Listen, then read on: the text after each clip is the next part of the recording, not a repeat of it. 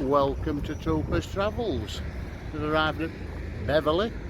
We'll have a look round here for you, see if we can show you out round here. A nice cathedral or parish church. Lots of wasps around me again. So we'll have a look round and see what you think.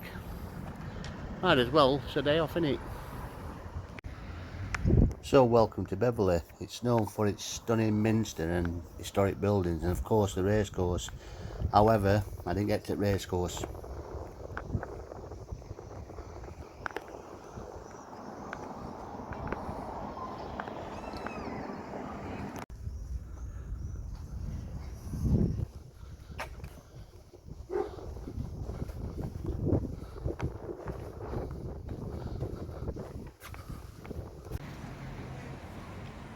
This is the part of the market. I think it's a Wednesday market. Quite a little square bit, but it has markets quite frequent. I think it's Wednesdays and Fridays.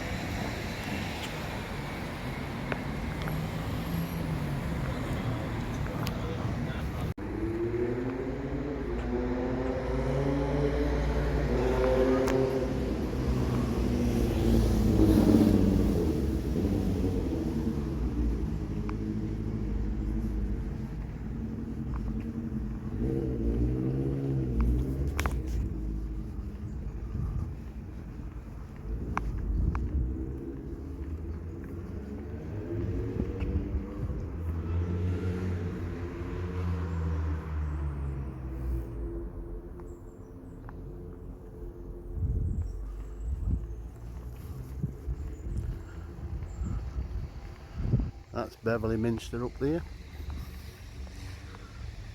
This is like a peace garden type thing outside at library. The Champney Gardens. It's lovely here. I tell you something, there's some money here and all. I tell you here, you'd need some money, wouldn't you? Just thought I'd show you this little bit before we start moving round. Get away from all hustle bustle.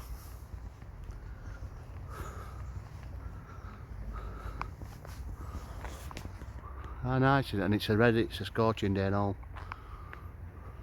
Lovely.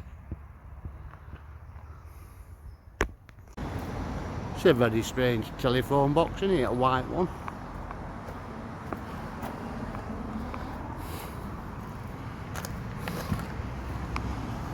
Don't see many of them now, do you?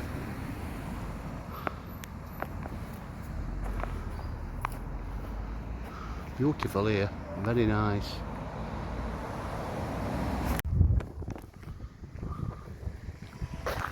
This street is known as the Wednesday Market Street. Obviously it goes down towards the historic minster, but this would have been the outlet from the church down to the Wednesday market.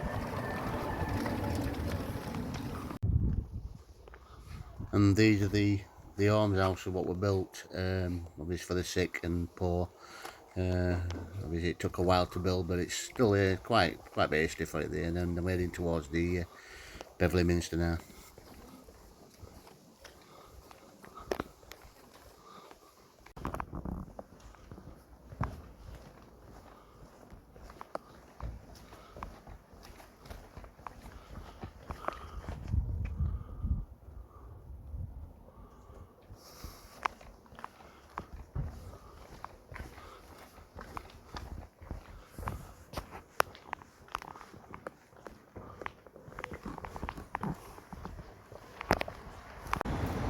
It's a very strange telephone box, isn't it? A white one.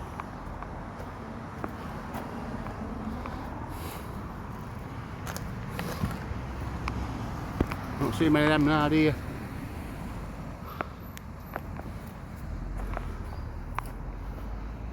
Beautiful here, very nice.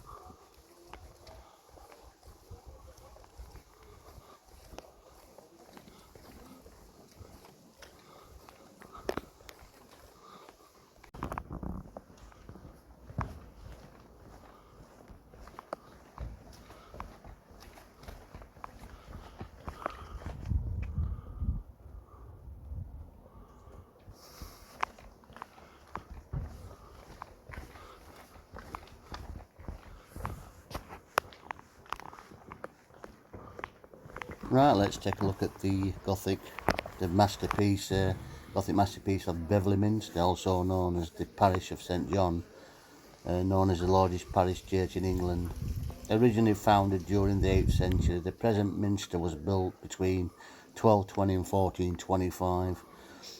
It was built throughout of limestone, mostly from Tadcaster near York, from the quarries.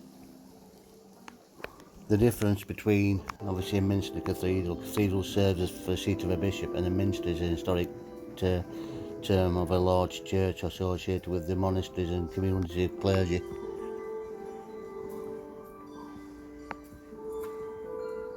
The minster is 332 foot long, and basically in 866 it was invaded by the Vikings, who destroyed the church. The founder of Jonathan Harper, basically can be found in the bin. I'm not sure if I got this on the video, to be fair, but it's somewhere in the middle somewhere, but there's like these bones were buried there.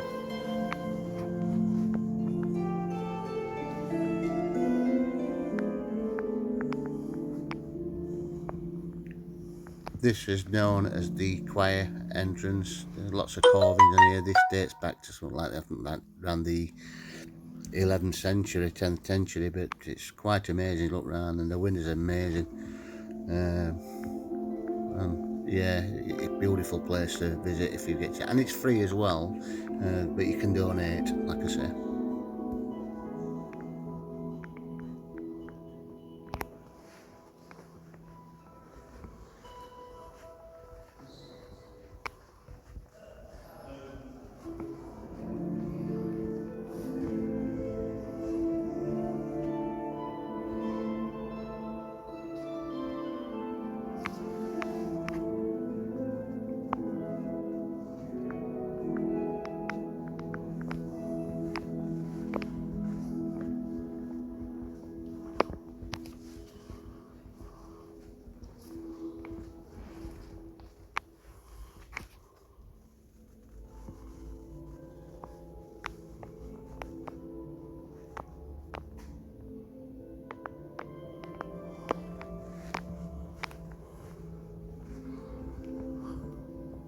I believe this is the memorial for the guy what created the almshouses, what we went past previously. Nice memorial for him, Michael Wharton. As you can see, it's really nice. It's massive, this place, absolutely huge.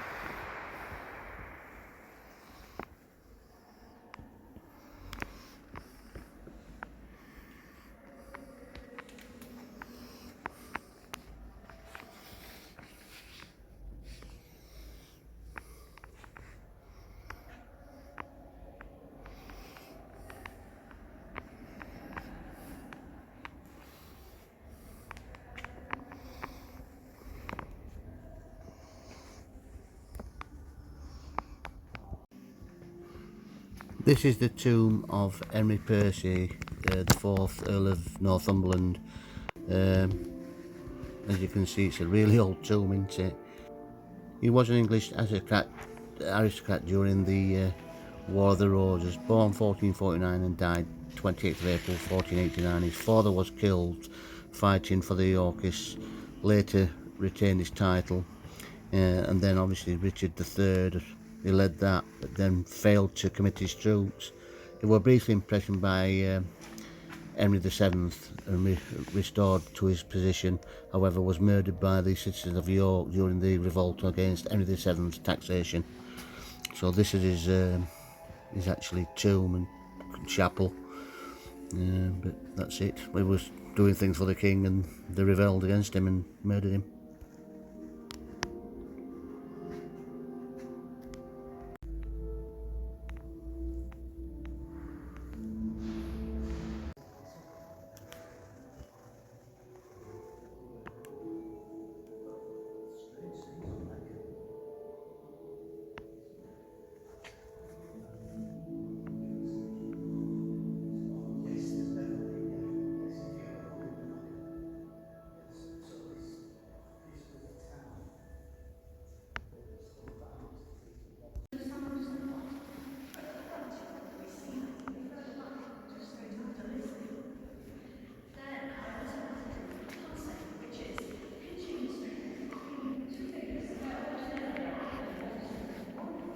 This is the war memorial for the Yorkshire regiments in the South concept between 1887 and 1977.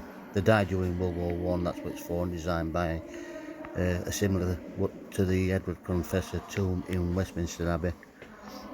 It's quite impressive, isn't it? But it's a similar design as the one as Edward the Confessor in Westminster Abbey.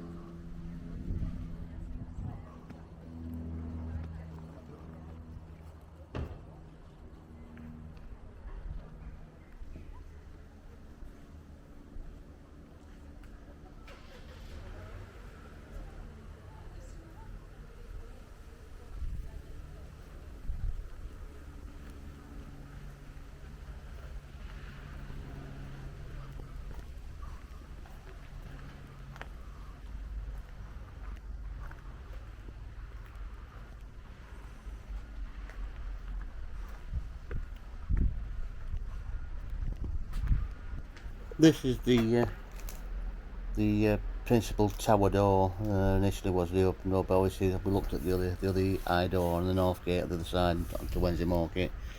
But this is where this is quite impressive. So this would have been actually possibly the entrance, and there's quite a lot of decent carvings on this as well. I'm not sure if I got it correctly when I was doing it, but it's a lovely building, this thing. And you just look at all the detail on this as well.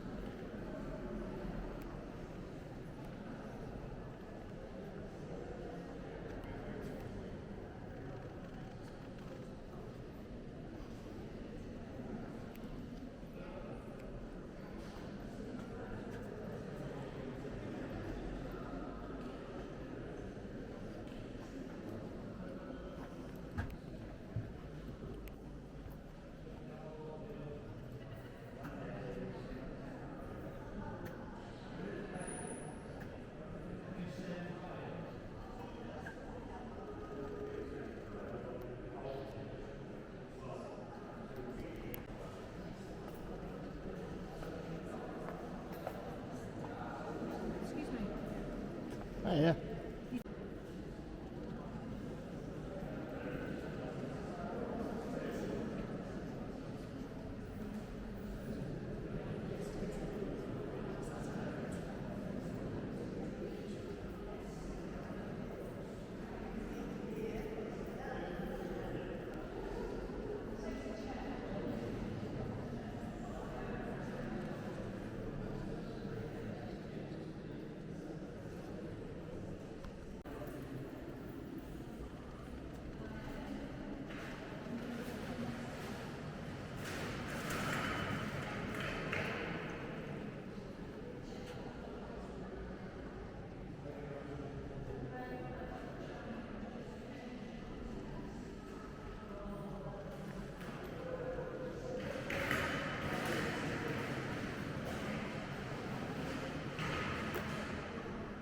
On this door is the 4 evangelists and the carvings on the top side of it. As you can see that there as well. Just thought I'd mention it while we get the chance. And above this, obviously the ceiling area in the minster, there's actually an arch where they can actually lower stone in somewhere, but I couldn't see it when I was looking for it, to be fair. But it is there somewhere. But it's an amazing minster, isn't it? And yeah, and it's free as well. It's a really nice place to visit if you're in Beverley.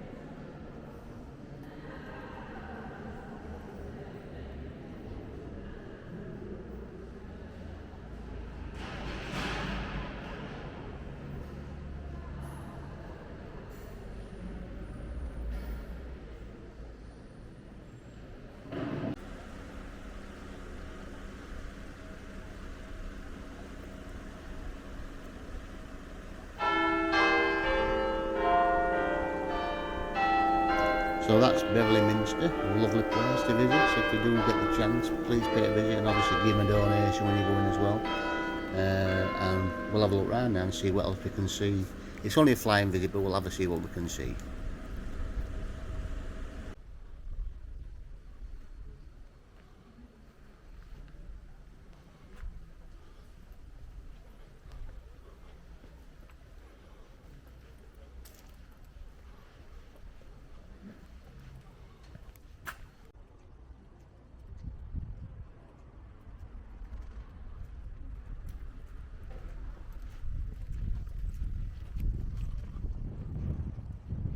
Lots of Georgian buildings in this town as well, I've noticed as you're going around. You can see the old Georgian with the windows, of course.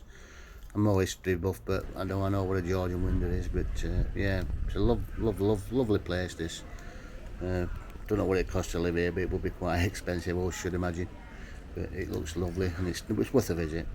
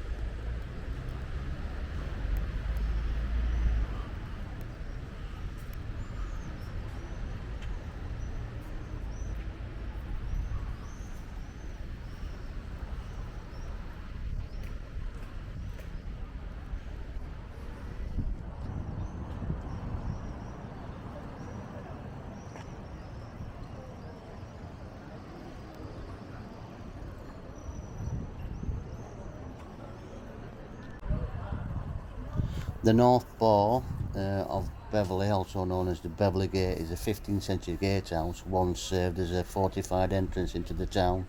It's Grade 1 listed and it's an historic landmark. So this would have been the entrance into the town. We've been one of 5, I believe. I think there were another 4 or 3 or 4, but this is the only one that remains. Quite impressive, and this is the pedestrian access. This was built in 1793. And the other side of the road was 1867, the other pedestrianised side. But yeah, it's really nice. Obviously, it has been sort of changed a little bit. All buses what come through it have to be a certain size, but it's quite impressive in it. Just by looking at it, I like to see. I think there's one in Bridlington or that way, I believe. But yeah, I like to see things like this. They're quite impressive.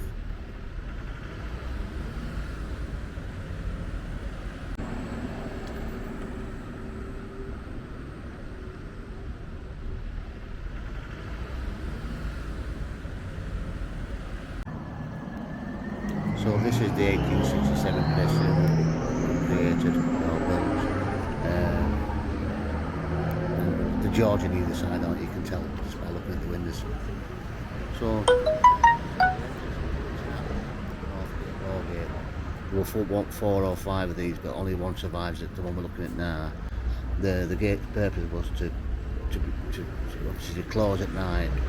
There were inside benches inside there as well, collect tolls from there, and there was no walls, it was just ditches either side, and then there were the townhouses by the side of it. So this is your North Bore or North Gate, Bore Gate. It's very impressive just by looking at it. Yeah, I do like nice buildings like this. Had a lot of work done to it, and this one here, this is a Victorian, an old Victorian pump what's been put to its original state, what it used to look like. It doesn't work, of course, but these are Victorian. That was a Victorian pump. Yeah, very colourful, isn't it? Just thought I'd show you that one as well. Sorry. This is the St Mary's Church. I'll give some more information about this when we go in. And this is quite impressive, to be fair, as well. And this is open, I think it's open Monday to Friday between 10 and 4, but it's quite nice as well. This has got its own little church as well as the minster, and lots of decorative stuff in there, isn't there? This was built between the 12th and 15th century. In 1520 the tower collapsed and killed numerous people. The land around it were obviously unstable, as it were built on boulder clay, but since then I don't think there's been anything like that. The ceiling painted above here. I don't know if I get that just in front of us. Just bear with me. I'm just going to go down this side, have a quick look at it. But the ceilings above in the chancellery bit in the middle there, I'll explain what that is in a minute. Just bear with me.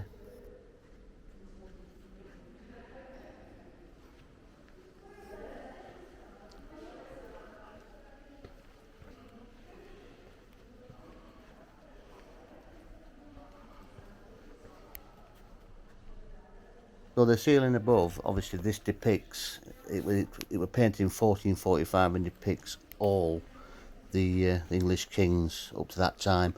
I believe some were just added because there weren't that many of them kings on it. There's quite a lot on there, but yeah, it's quite impressive. And this is the altar side of it as well. But for a smaller church, look at that, beautiful. How nice is that?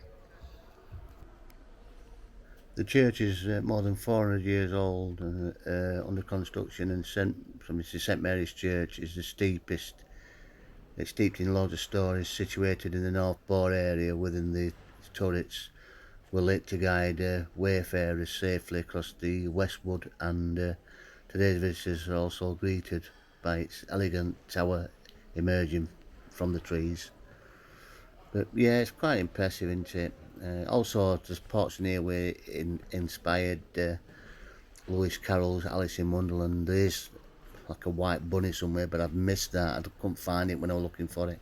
I didn't really have a lot of time. I've got so much to cram in. But yeah, this was like some type of tomb underneath. It was quite a little bit damp, to be fair. It was pretty cool, that, but nice. But yeah, I just thought I'd give you some more information about it while I'm here.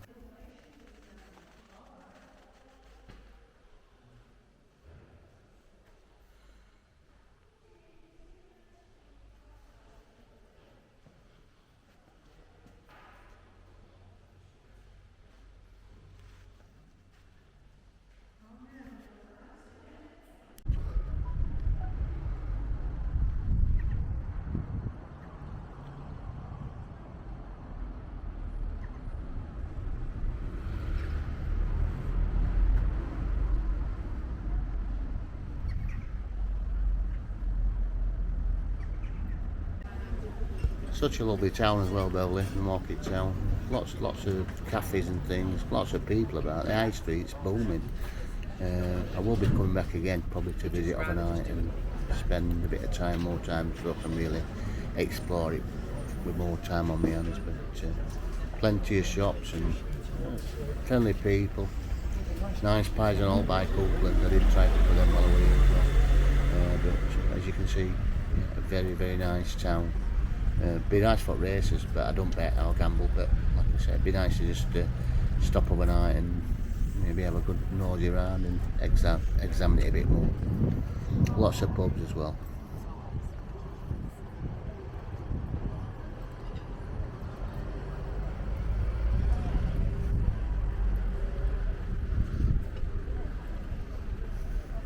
Saw a white phone box earlier, didn't we? Well, this is another white phone box. So it's something to do with Hull, but Hull had their own telephone systems or something. So rather than being like numerous red, it were cream white. So that's what it was for. Yeah, that's the reason why they're white. But it's a booming town. This it was packed when I was there, and it was 30 degrees, but it was lovely.